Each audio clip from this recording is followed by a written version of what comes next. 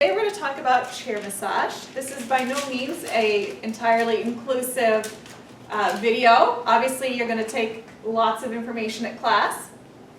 You're going to start though by cleaning our equipment. So we're going to use our lovely Clorox wipes, and you are going to clean between every single appliance. And you're going to clean all of the chair, especially where the face and the arms are. But I always cover everything. And then you're going to add either a disposable face cover, which you can buy online, or you can use paper towels, or if you don't have a lot of clients that you're doing chair with, you can use a regular cloth face cover or even a pillowcase. So just make sure that it covers the entire face cradle and is room for them to breathe. So Deb is going to be my volunteer. She is a worker at an office, and she's come in for a 10 or 15 minute chair massage, depending on whatever she's scheduled. And I'm going to instruct her how to get on the chair. Some people have never had a chair massage before, and they don't know quite how to sit on the chair. So I'm going to actually give her two options that she can choose from based on her comfort level. So the first one is I'm going to tell her that she's going to sit on the chair here. She's going to bring her shins on each side, place them on the shin pad, and then she can rest her arms here in front and place her face in the face cradle. While she's doing that, however, I am just holding the chair, because sometimes people kind of kick and stumble and you don't want the chair to go over. So I actually support the chair both when they get on and when they get off. So I say, go ahead, Deb, I'm going to have you put your shins on those two pads there, and I'm supporting the chair as she does that, and then she gets into position, and then I will adjust this up or down depending on the height of my client. I can bring the face piece, I can tilt it, I can bring it forward. So it really depends all on the posture, the size, the comfort level of your client. All right. Now I'm going to instruct Deb how to get off of the chair. So you're basically going to reverse what you did. You're going to place your feet on the ground first, and then you're going to get up and back away. And while she's doing that, I am supporting the chair again because I don't want her to take it with her. Okay. Now my alternate option for some people is to get on the chair, and you can just place your feet on either side of the chair. So you're still going to sit down and straddle the chair and just place your feet, and just place your feet beside and go ahead and sit down and just leave your feet on the floor. There you go. And now she can lean forward, and I can adjust for that. Because some people don't like the bending of the legs. So I have found that some people actually will prefer to sit this way as well. All right. So Deb, you can choose which way you would like most comfortably to sit, and then I'll have you bring your face forward to the face. Most people who come in for chair massage are office workers, people who are coming in real quick, they stay fully clothed, and a lot of the problems that they usually request is for the upper back, the neck, shoulders kind of region. So you're going to get a lot of that. So I'm taking a horse stance right now, and I'm placing my palms on each shoulder, and I'm going to start with just kind of a gentle rocking compression from side to side. And notice as I'm doing that, I'm changing my weight on my feet as well, so that this is not as much work on myself. All right. And again, she's a bit taller, so my arms are a little higher than I find extremely comfortable, but it's manageable, especially since I'm just using my weight back and forth. And I'm just kneading or cat-pawing on her shoulders. So this is a great way to just get started and get them relaxed. Okay? From this angle, I can also, if I want, I can start to work down the arms. I try to get a little bit to the anterior side of the shoulders there, just kind of try and do a little opening of the chest. So I just kind of bring my horse stance down a little bit.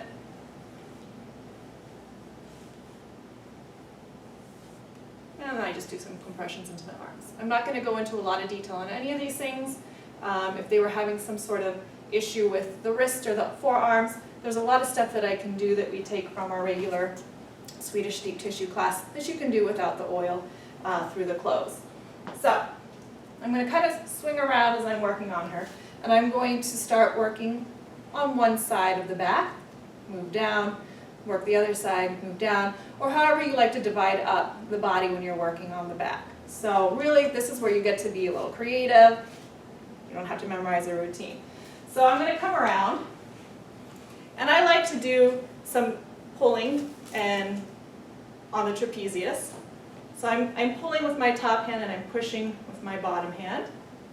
Sorry, my hands are cold. I'm known for having cold hands sometimes. And so I'm just working along the medial border of the scapula as I'm working the upper trapezius. And again, I have my horse stance, and I do a lot of rocking on my feet. I never just stand still and work my arms. So I'm just usually just standing here, kind of rocking back and forth. I can continue working on this side, and I'm going to maybe start doing some pressing towards the spine. So I'm going to take the shoulder, and I like to move the shoulder around as much as I can when I'm working. So I'm going to grab the front of the shoulder here, up high though, and I'm going to compress towards the spine.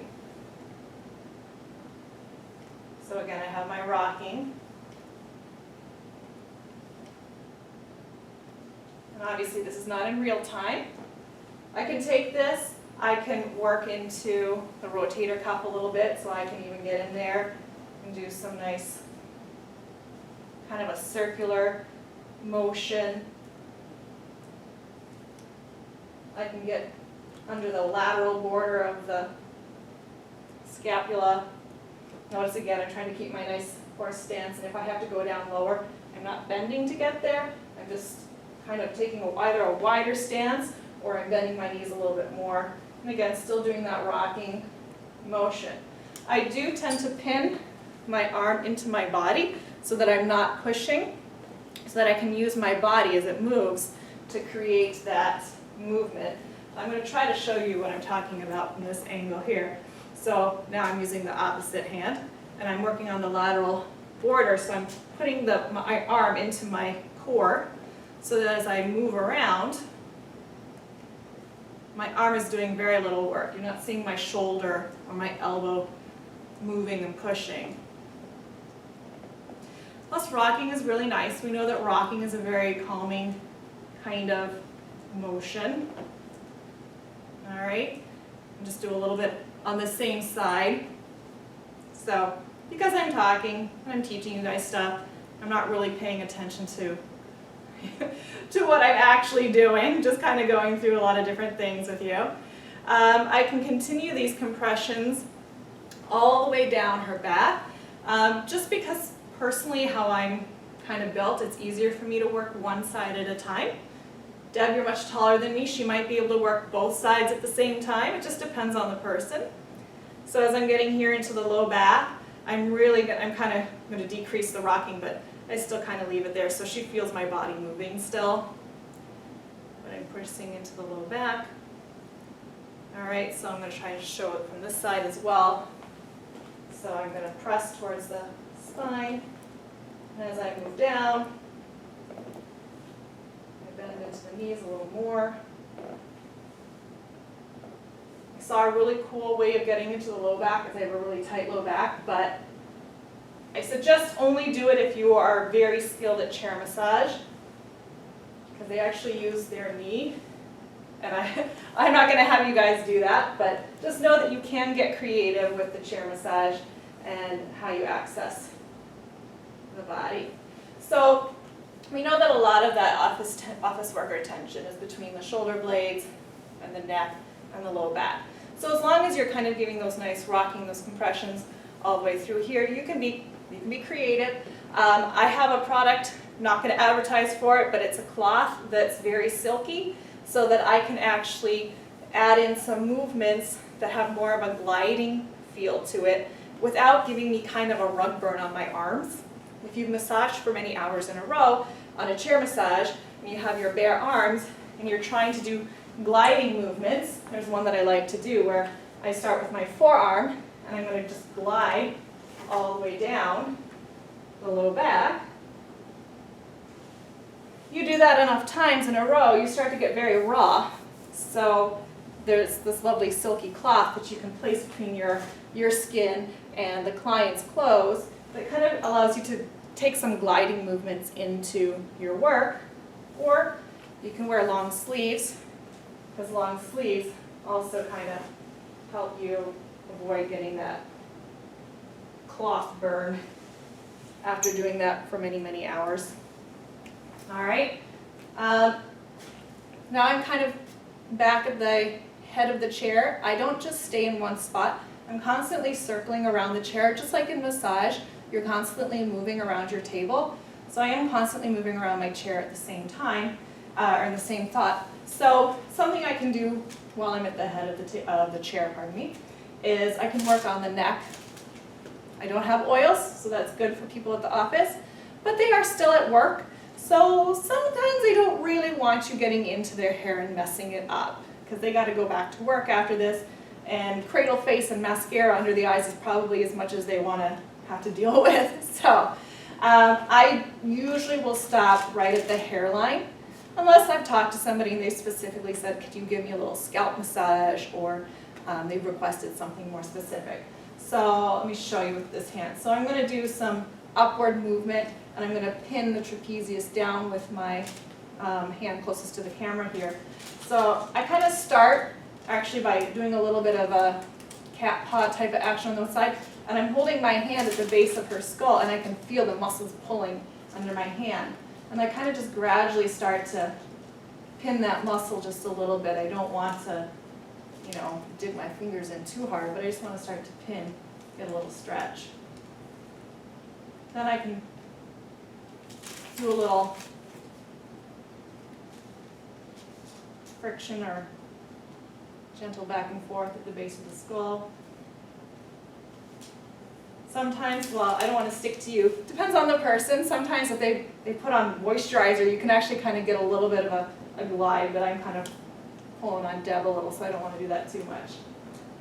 I can take two hands, and I can work the suboccipitals. And I'm actually just leaning back a little as I do this. So you can see my legs are pretty much straight, and I'm just leaning back, and I'm just kind of working on those suboccipitals. I'm not digging in. Does it feel like I'm digging in? Mm-hmm. Okay, good. Just check in with your client.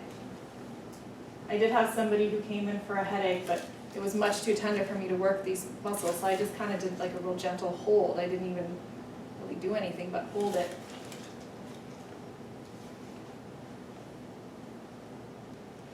Okay, so there is more that you can do with the back, but that's kind of the basic thing, especially if you only have maybe even 5 minutes. That really kind of gets everything going. If you want to wake your client up a little just before they get up, you can start to do a little more quickly. So a little bit more quick movement will invigorate them. Again, you can come around. You can be a little more brisk. You can do 2 cat paws down the back. You can do a little opposite stretch. A little shoulder stretch. I'm not really stretching you too much. I don't want to pull them off the chair. But you can just basically speed up your movements, helps wake them up a little bit.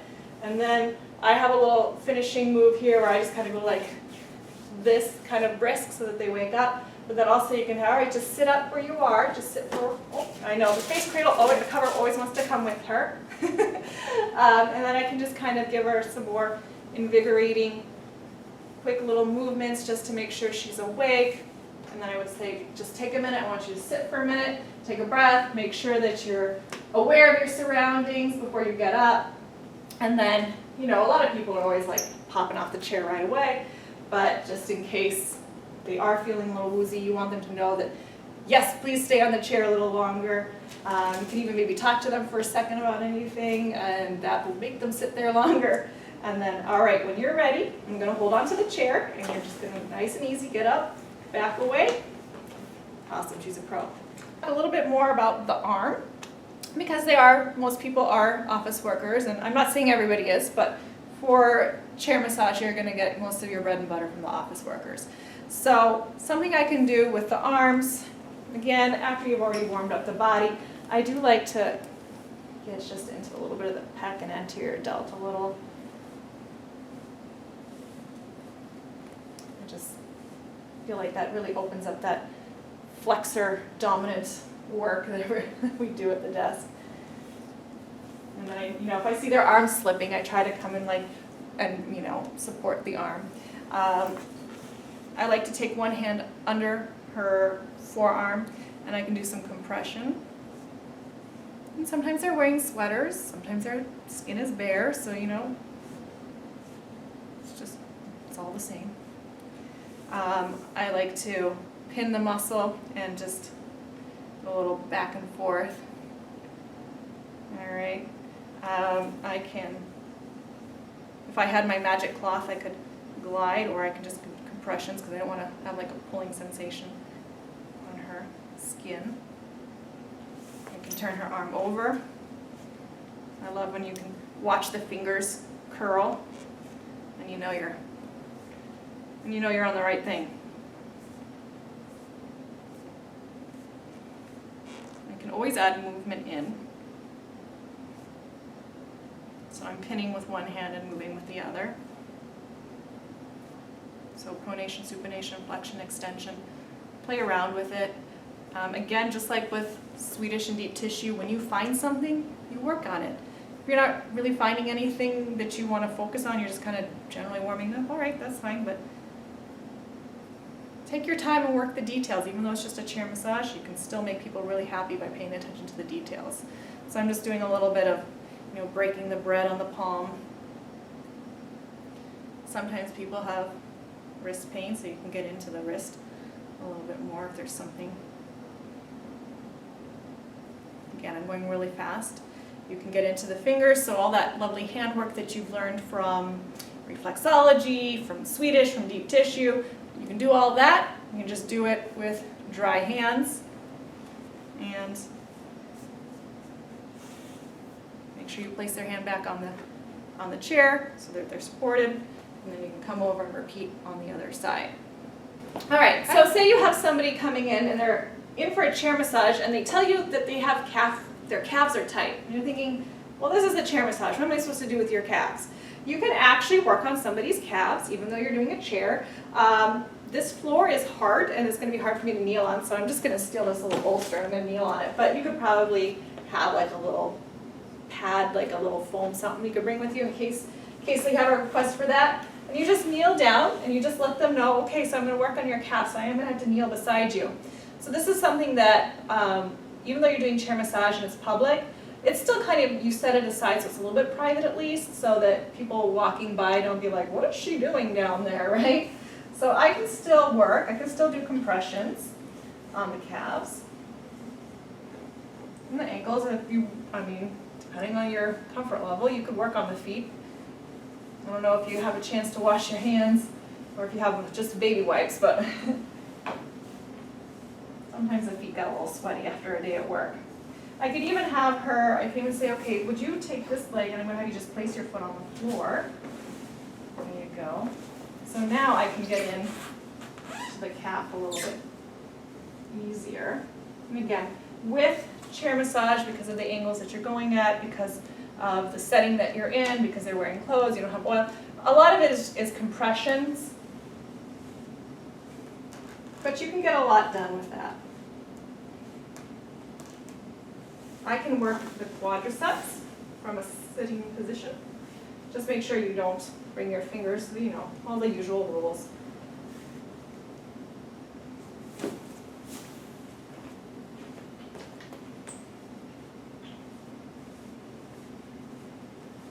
So I just have kind of a very wide lunge or archer stance here.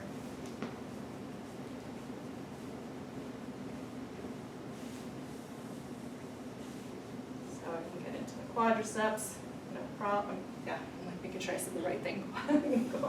Sometimes you say something, you're like, did I say the right word? Quadriceps. All right, I can get into the shin a little.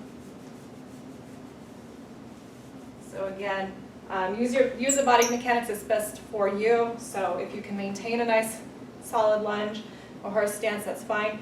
If you need to kneel, do that. If you need to kneel on 2 knees, just make sure you are always watching out for yourself as well. Like, we don't want to sacrifice ourselves for somebody else's muscles. We want to have our careers for a while. Okay? When I'm done, if she's comfortable like that, she can stay like that, or I can tell her to go ahead and bring her shin back up. Usually at this point we'll tell people to do whatever is comfortable for them. Okay? Again, there is more you can do.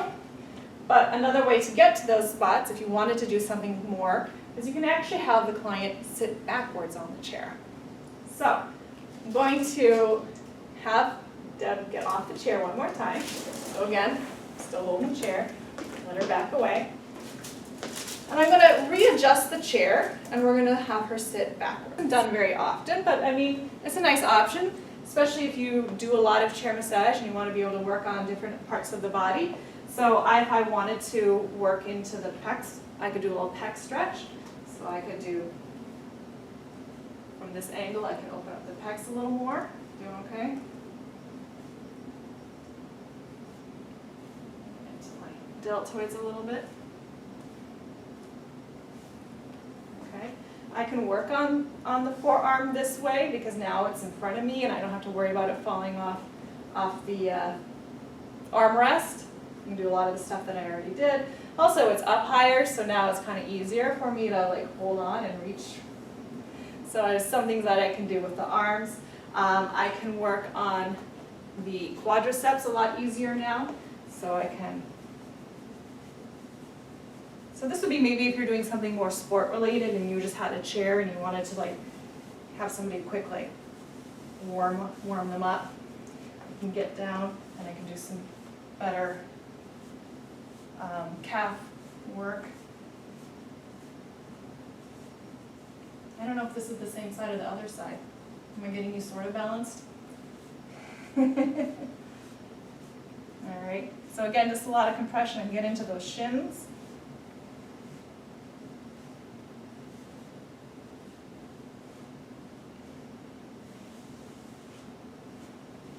I can still work on the traps.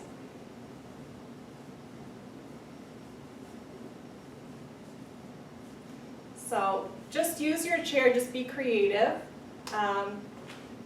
There's no one way that you have to do it. Just make sure that your client is always comfortable, that they're safe, that you're using good body mechanics, and everything else, you can be creative.